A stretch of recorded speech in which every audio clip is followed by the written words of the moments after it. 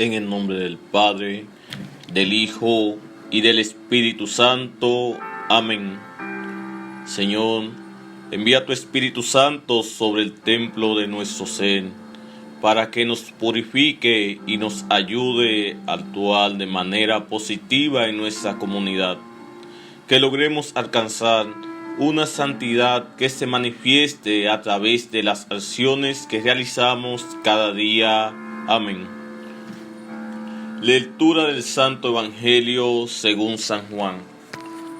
Se acercaba la Pascua de los judíos y Jesús subió a Jerusalén y encontró en el templo a los vendedores de bueyes, ovejas y palomas, y a los cambistas sentados, y haciendo un azote de cordeles, los echó a todos del templo, ovejas y bueyes, y a los cambistas les esparció las monedas y les volcó las mesas. Y a los que vendían palomas les dijo: quiten esto de aquí, no conviertan en un mercado la casa de mi Padre. Sus discípulos se acordaron de lo que está escrito: el celo de tu casa me devora. Entonces intervinieron los judíos y le preguntaron: ¿qué signos nos muestras para obrar así? Jesús contestó: destruyan este templo y en 3 días lo levantaré.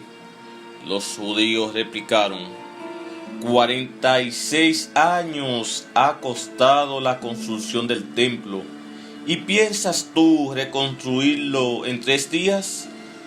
Pero el templo del que Jesús hablaba era su propio cuerpo. Por eso, cuando resucitó de entre los muertos, se acordaron sus discípulos de lo que había dicho, y dieron fe a la Escritura y a la palabra que había dicho Jesús. Palabra del Señor.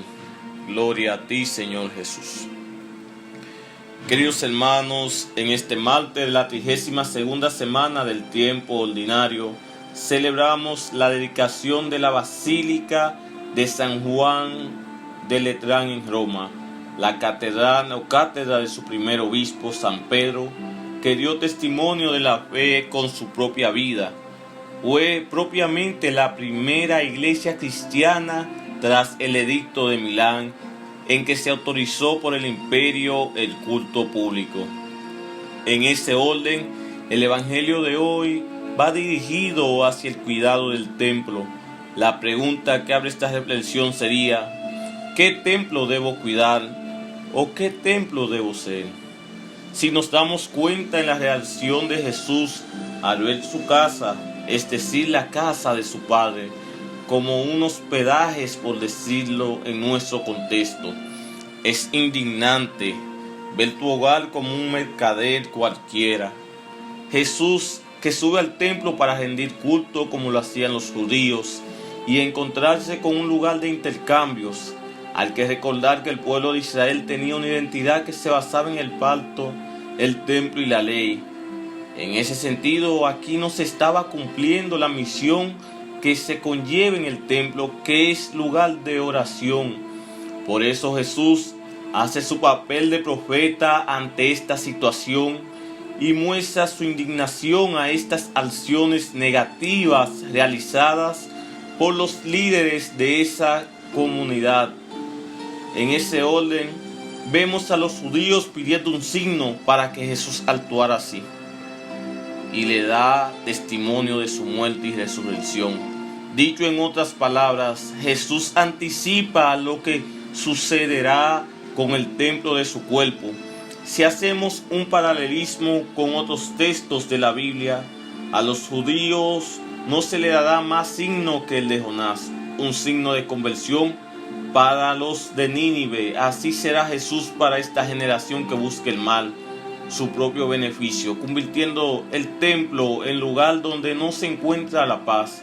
Jesús en ese sentido vino a purificar el templo, pero no solo el templo material, sino el espiritual. Así muchos cristianos tienen la iglesia como un lugar de intercambio.